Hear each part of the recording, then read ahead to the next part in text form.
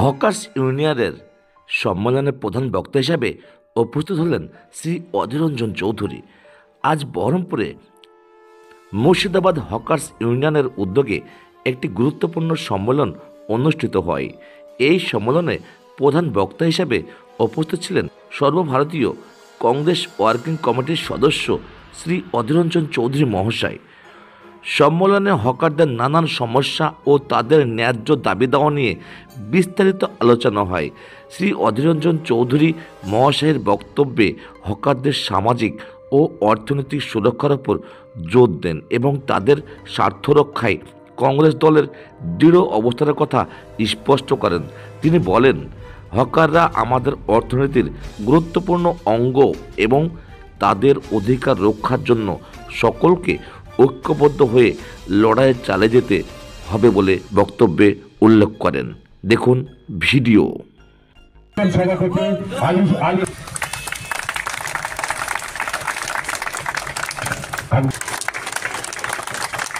বরণ করে নাও।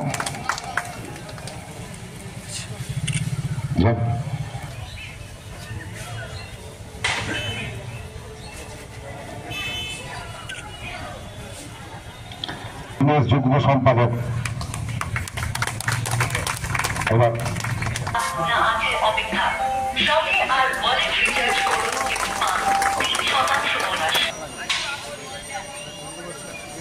বহরমপুর ব্লক সভাপতি আব্দুল্লাহ কাফিরহীন দাস, আশা আছে আমাদের আশাকে নুরজামাল সাবির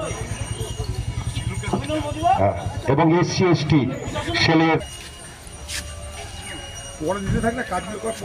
ছেড়ে যারা চলে গিয়েছে, বিশেষ করে রেল ও হকার্সের এক বন্ধু এবং সৃজন সোনার মারা গিয়েছেন। নীরবতা পালন করার জন্য সবাইকে উঠে যাওয়ার জন্য অনুরোধ করছি।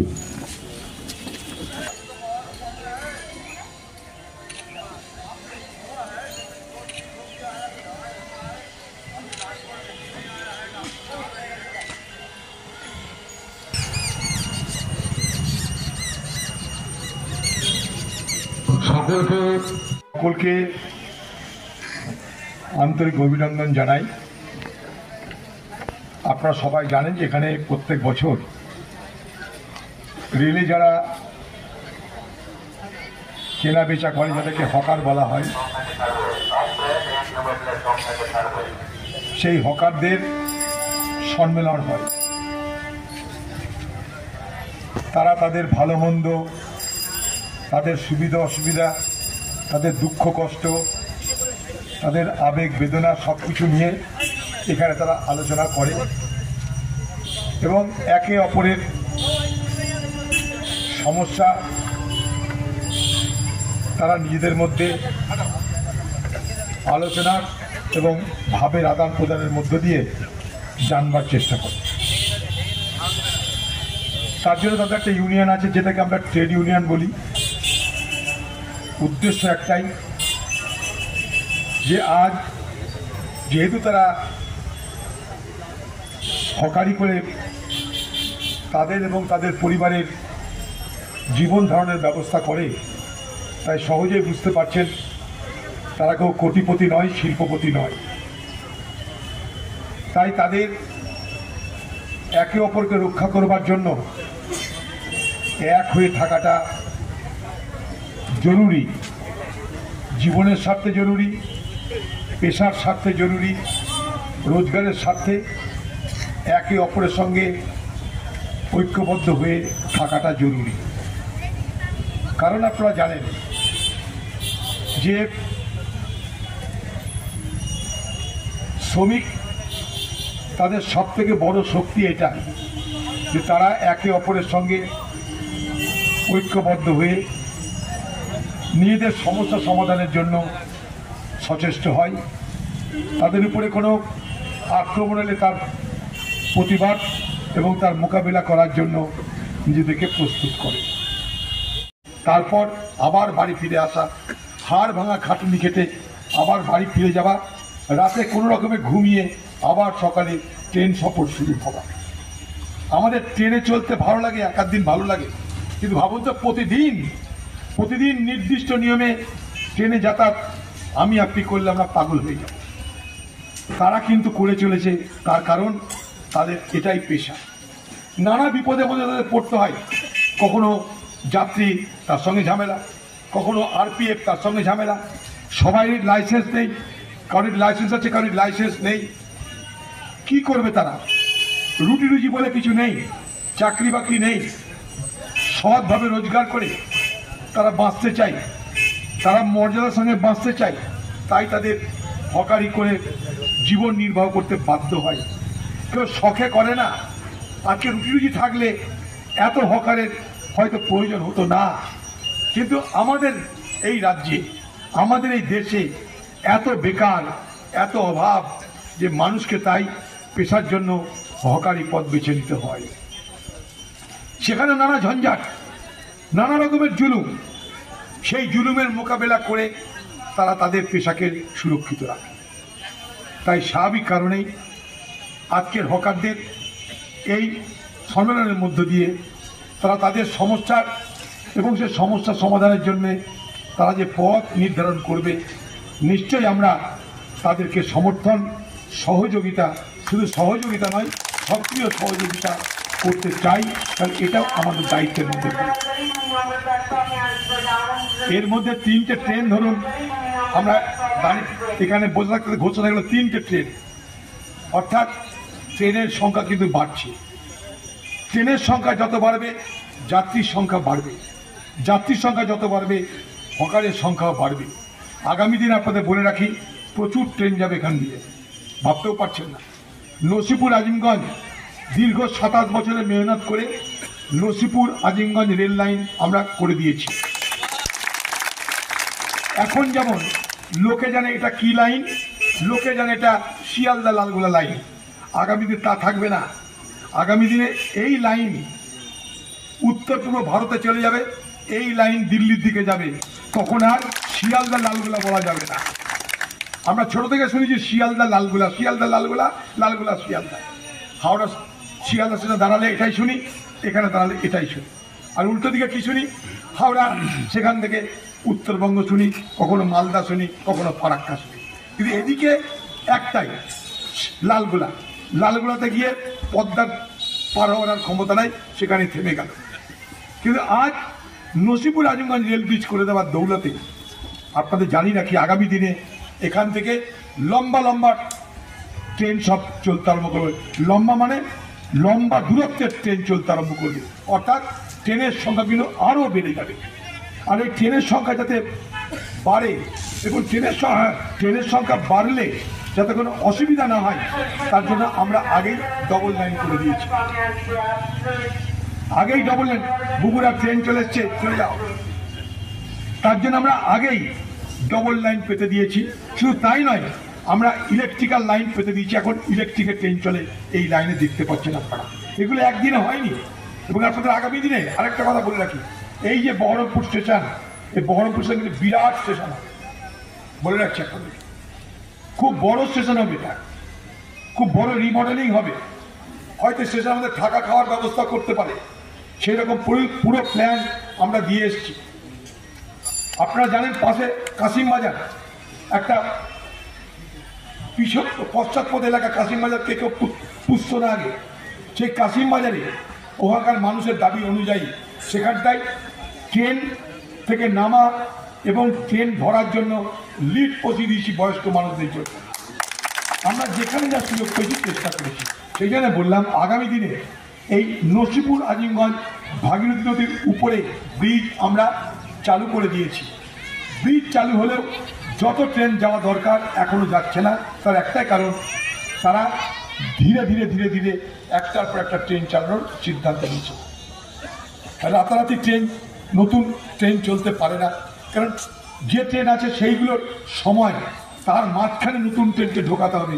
ফলে দীর্ঘদিন ধরে সেখানে নানা পরীক্ষা নিরীক্ষা হচ্ছে। একটা ব্রিজ চালু করলেই হয় না, সে ব্রিজ কতটা সে সক্ষম, ট্রেন চালানোর উপযুক্ত কিনা, সেটা কতটা সক্ষম, সেটারও পরীক্ষা নিরীক্ষা চলছে। তাই স্বাভাবিকভাবেই এখানকার হকারদের একটা কথা বলে রাখছি, আগামী দিনে কিন্তু লম্বা দূরত্বের ট্রেন এখান দিয়ে যাতায়াত করবে। তখন বাড়ির বউকে বলতে হবে লালগোলার জন্য নয়, আমাকে উত্তর পূর্ব ভারতের জন্য খাবার বানিয়ে দাও, 2-3 দিন পর আমাকে ফিরতে হবে। এবং আরও হকারের সংখ্যা বাড়বে। অতএব আগামী দিনে রেল যোগাযোগে অন্তত মুর্শিদাবাদ জেলায় আমরা বড় পরিবর্তন করতে পেরেছি এবং এই পরিবর্তনের জন্য অনেক বেশি বেকার যুবক কমসে কম হকারি করেও তাদের সংসার চালাতে পারছে। স্টেশনের পাশে যারা দোকান করে আছেন তাদেরও অনিশ্চয়তা আছে, সেই অনিশ্চয়তা দূর করার জন্য আমরা তাদের সঙ্গে আছি। রেলের প্রচুর জায়গা, এখন যেখানে দোকানপাট সব রেলে। আগামী দিনে স্টেশনের পাশে এত দোকানপাট ছিল না, পরে বেড়েছে। রেলের জায়গা যেহেতু, সেখানটা তাদেরকে সঙ্গে আমরা আলোচনা করে তাদেরকে বুঝিয়ে বারবার করে ঠেকিয়ে রেখেছি, ভাই আলোচনা করে সব কিছু করো, আলোচনা করে মতামত নিয়ে তাদেরকে পুনর্বাসনের ব্যবস্থা করে আপনারা সব কিছু করুন, এটা রেলের কাছে আমরাও বলেছি। তাই এই এলাকার যারা রেলের হকার তাদেরকে একটা কথা বলতে চাই যে জানি আপনাদের অনেক সমস্যা, কখনো অনিশ্চয়তায় ভোগেন, নিরাপত্তাহীনতায় ভোগেন। ওই দেখেন আবার খেয়ে নিরাপত্তাহীনতায় ভোগেন, এটা খুব স্বাভাবিক, এটা খুব স্বাভাবিক। কারণ কোনো কিছু এখানে স্থায়ী নয় বলে মনে হয় আপনাদের, কিন্তু স্থায়ী নয় হতে হতে কিন্তু বছরের পর বছর এখানেই আপনারা আছেন। তাই নিয়মকানুন অনেক কিছু হবে সরকারের, কারণ একজন হকার সে মোকাবেলা করতে পারে না, কারণ তার অর্থ নেই, ক্ষমতা নেই, প্রতিপত্তি নেই। কিন্তু সবাই যখন এক হয় তখন তাদের শক্তি হয়, সেই শক্তি তাদের রক্ষা করে, বিপদের সময় মোকাবেলা করতে সাহায্য করে। তাই কথাই বলে যে 10-এর লাঠি 1-এর বোঝা, অর্থাৎ ঐক্যবদ্ধ জীবন যেমন আমাদের সমাজে অন্যান্য ক্ষেত্রে প্রয়োজন, ঠিক একইভাবে পেশার স্বার্থে, রুটি রুজির স্বার্থে, যেখানে সকলের স্বার্থটা এক, সেখানেও কিন্তু ঐক্যবদ্ধ মানসিকতা প্রয়োজন। সেই মানসিকতাকে আধার করে, সেই মানসিকতাকে তারা বজায় রেখে প্রত্যেকবারের মতন এবারেও তারা তাদের এই ছোট্ট সম্মেলন করছে। এখানে হয়তো অনেক সাজসজ্জা নেই, অনেক কিছু বৈভব নেই, কিন্তু এই যে সম্মেলনটা করছে, এই সম্মেলনটা করার মধ্যে লুকিয়ে আছে একটা অদ্ভুত আন্তরিকতা, আতিথেয়তা, ভ্রাতৃত্ববোধ, একে অপরের প্রতি সহযোগিতার মানসিকতা। এটা একটা অদ্ভুত বাতাবরণ। কেউ বেলডাঙ্গা থেকে আসছেন, কেউ রেজিনগর থেকে আসছেন, কেউ পলাশী থেকে আসছেন, কেউ লালগোলা থেকে আসছেন। হিন্দু আছে, মুসলমান আছে, ব্রাহ্মণ আছে, শিডিউল কাস্ট আছে, সবাই আছে। এদের দেখে শিখতে হবে যে জীবনে চলতে গেলে এক হয়ে চলতে হবে।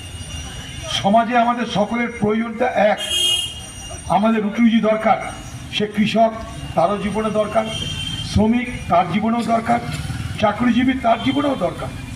রুটি রুজির প্রশ্নে আজকে আমরা সবাই কিন্তু একটা লক্ষ্যই এগোই যে আমি আমার রোজগার করব, রোজগার করে সংসার প্রতিপালন করব, ছেলে মেয়েকে বড় করব, মানুষ করব। সকলের সমান হয় না, কেউ পারে কেউ পারে না, কিন্তু সবাই চেষ্টা করে। সেই চেষ্টা করার মধ্য দিয়েই আমরা সবাই মিলে এগিয়ে যাওয়ার লক্ষ্যে একটু একটু করে অগ্রসর হতে থাকি। সেই রকমই ট্রেড ইউনিয়ন, রেলের হকারের যে ট্রেড ইউনিয়ন, তারা সেই লক্ষ্য নিয়েই এই কাজটা করছে। তারা এখানে সবাই মিলে আজকে এসেছে, তারা আলোচনা করবে, নিজেদের মধ্যে ভাব বিনিময় করবে, আবার নিজ নিজ জায়গায় তারা ফিরে যাবে। এই হকার ইউনিয়ন তাদের বহুবিধ সমস্যা, যেদিন থেকে রেল চলতে আরম্ভ করেছে লাইনে, সেদিন থেকে যারা ট্রেনে সফর করে তাদেরও নানা প্রয়োজনের জন্য কখনো তাদের প্রয়োজন মেটানোর সুযোগ পেয়েছে, কখনো পায়। মনে করুন আজকে যারা ট্রেনে সফর করে, ট্রেনে যাতায়াত করে, তাদের খিদে লাগে, তাদের জল তেষ্টা লাগে। সবাই তো বাড়ি থেকে খাবার নিয়ে যান না, সবাই তো রান্না করা খাবার নিয়ে ট্রেনে ওঠেন না। আত্মীয় বিপদ হয়েছে, সংসারে কারো বিপদ হয়েছে, চিকিৎসা করাতে হবে, কলকাতায় নিয়ে যেতে হবে, এক জায়গা থেকে আরেক জায়গায় আপনাকে কাজের স্বার্থে যেতে হবে, শিক্ষার স্বার্থে যেতে হবে, চিকিৎসা করানোর স্বার্থে যেতে হবে, সব থেকে বড় আপনি কোন পরিবহন ব্যবস্থাকে ব্যবহার করেন বা নির্ভর করেন, তার নাম রেল। ভারতবর্ষে প্রত্যেক দিন প্রায় 2.5 কোটি মানুষ রেলে যাতায়াত করে। এত বড় পরিবহন ব্যবস্থা পৃথিবীতে খুঁজে পাওয়া যায় না। এক প্রান্ত থেকে আরেক প্রান্তে ভারতবর্ষে প্রতিদিন কোটি কোটি মানুষ এইভাবেই যাতায়াত করছে। আর সেই মানুষগুলোকে রক্ষণাবেক্ষণ করবার, তাদের দেখভাল করবার জন্য রেলের হয়তো কোনো ব্যবস্থা আছে, কিন্তু সেই ব্যবস্থা যথেষ্ট নয়। কারণ রেল যখন খাবার দেবে হোটেলের দাম নেবে, রেল যখন জল দেবে বাজারের দাম নেবে, হকার যখন আপনাকে দেবে হকার আপনাকে তার সামান্য লাভ রেখে সবটা আপনাকে দিয়ে দেবে। সে শুধু পেশার জন্যেই হকারি করে না, তার হকারির মধ্য দিয়ে মানুষের প্রতি সেবাও কিন্তু আমরা স্পষ্ট দেখতে পাই। কারণ এটা একটা সার্ভিস। আজকে ভাবুন, আমরাও যাই কখনো কলকাতা, এখন হয়তো কম যাই, হকাররা দেখে মনে হয় যে এই তো খাবার নিয়ে চলে এলো। একবার ভাবুন তো, যে হকার তার সংসারটা ফেলে এসছে, তার বাড়ির ছোট বাচ্চাটা তো অসুস্থ, তাকে রেখে এসছে, তার বউ হয়তো জ্বরে ভুগছে, তাকে রেখে এসছে, তার বাবা মা হাঁটতে পারছে না, রেখে এসছে, বাড়ির বউ নিজে তারা খাবার তৈরি করেছে, সেই খাবার সে ঘাড়ে নিয়ে কোন সকালে বাড়ি থেকে বেরিয়েছে তার ঠিক নাই, তাকে সময় মতো স্টেশনে আসতে হবে, কারণ তার রোজগার নির্ভর করছে ট্রেনের যাতায়াতের উপরে।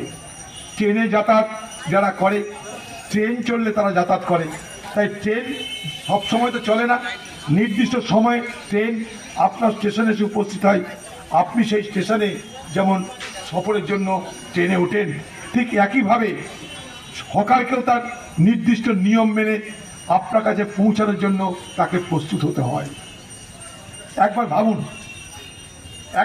প্রত্যেক দিন তাকে এইভাবেই ঘর থেকে বেরিয়ে প্রথম স্টেশন থেকে তারপরে ট্রেনে তারপরে গোটা দিন ধরে তাকে মানুষকে কেনা বেচার জন্য তাগদা মারা, তারপর আবার বাড়ি ফিরে আসা, হাড় ভাঙা খাটুনি খেটে আবার বাড়ি ফিরে যাওয়া, রাতে কোনো রকমে ঘুমিয়ে আবার সকালে ট্রেন সফর শুরু হওয়া। আমাদের ট্রেনে চলতে ভালো লাগে, এক দিন ভালো লাগে, কিন্তু ভাবুন তো প্রতিদিন নির্দিষ্ট নিয়মে ট্রেনে যাতায়াত আমি আপনি করলে আমরা পাগল হয়ে যাব। তারা কিন্তু করে চলেছে, তার কারণ তাদের এটাই পেশা। নানা বিপদে মধ্যে তাদের পড়তে হয়, কখনো যাত্রী তার সঙ্গে ঝামেলা, কখনো আরপিএফ তার সঙ্গে বেকার যুবক কমসে কম হকারি করেও তাদের সংসার চালাতে পারছে। স্টেশনের পাশে যারা দোকান করে আছেন তাদেরও অনিশ্চয়তা আছে, সেই অনিশ্চয়তা দূর করার জন্যে আমরা তাদের সঙ্গে আছি। রেলের প্রচুর জায়গা, এখন যেখানে দোকানপাট সব রেলের। আগামী দিনে স্টেশনের পাশে এত দোকানপাট ছিল না, পরে বেড়েছে। রেলের জায়গা যেহেতু, সেখানটা তাদেরকে সঙ্গে আমরা আলোচনা করে তাদেরকে বুঝিয়ে বারবার করে ঠেকিয়ে রেখেছি, ভাই আলোচনা করে সব কিছু করো, আলোচনা করে মতামত নিয়ে তাদেরকে পুনর্বাসনের ব্যবস্থা করে আপনারা সব কিছু করুন, এটা রেলের কাছে আমরাও বলেছি। তাই এই এলাকার যারা রেলের হকার তাদেরকে একটা কথা বলতে চাই, যে জানি আপনাদের অনেক সমস্যা, কখনো অনিশ্চয়তায় ভোগেন, নিরাপত্তাহীনতায় ভোগেন, ওই এলাকায় আবার নিরাপত্তাহীনতায় ভোগেন। এটা খুব স্বাভাবিক, কারণ কোনো কিছু এখানে স্থায়ী নয় বলে মনে হয় আপনাদের, কিন্তু স্থায়ী নয় হতে হতে কিন্তু বছরের পর বছর এখানেই আপনারা আছেন। তাই নিয়মকানুন অনেক কিছু হবে সরকারের, কিন্তু এমন কিছু নয় যে সরকার নিয়ম করলো মানে এটা নয় যে সারা জীবনে এটার আর কোনো পরিবর্তন হবে না। আমরা পরিবর্তনে বিশ্বাস করি, সরকার কোনো নিয়মকানুন করতে পারে, কিন্তু তার মানে এটা নয় যে সাধারণ মানুষের রুটি কেড়ে নিয়ে রুটিতে হাত দিয়ে যা খুশি তাই সরকার করবে, রেল করবে, আর আমরা চুপ করে বসে থাকবো, তা কিন্তু হবে না। এর আগে নসিপুর আজিমগঞ্জ রেলের ব্রিজ করার জন্য আমি নিজে এই স্টেশনে অনশন করেছি, অবস্থান করেছি। শিয়ালদায় গিয়ে অনশন অবস্থান করেছি। 7-8 বছরের মেহনতের করার পর তারপর সেই রেল আমরা চালু করতে পেরেছি। অতএব বিনা পরিশ্রমে, বিনা সংগ্রামে এখানে কোনো কিছু হয়নি। তাই আগামী দিনেও সব কিছু সহজ সরলভাবে হবে এটা ভাবার কোনো কারণ নাই। কিন্তু আমরা আমাদের দাবি আদায়ে সংগ্রামের পথ থেকে কখনো সরব না, মানুষের পথে থাকবো, মানুষের সঙ্গে থেকে মানুষের দাবি দেওয়া নিয়ে আন্দোলন করে আমরা আমাদের দায়িত্ব পরিপূর্ণভাবে পালন করব। আজকে রেলের হকারদের সেই প্রতিশ্রুতি দিয়ে আপনাদের শ্রদ্ধা, ভালোবাসা, নমস্কার, সালাম জানিয়ে আমার বক্তব্য শেষ করছি। জয় হিন্দ।